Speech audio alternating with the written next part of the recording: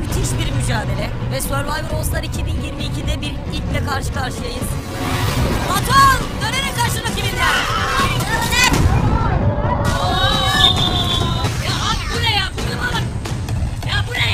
Müthiş bir seyir zevki var Dominik'te dokunulmazlık mücadelesinde. Şimdi Barış geldi. Dokunulmazlıkta bir kickbox mücadelesi izler gibiyiz. Ben böyle bir oyun görmedim. İtimi sıkıştırarak arkaya çekmeye çalışan bir kadın.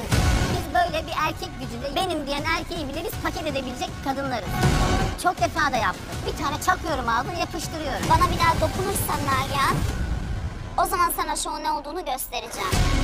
Survivor All Star yarın akşam TV8'de.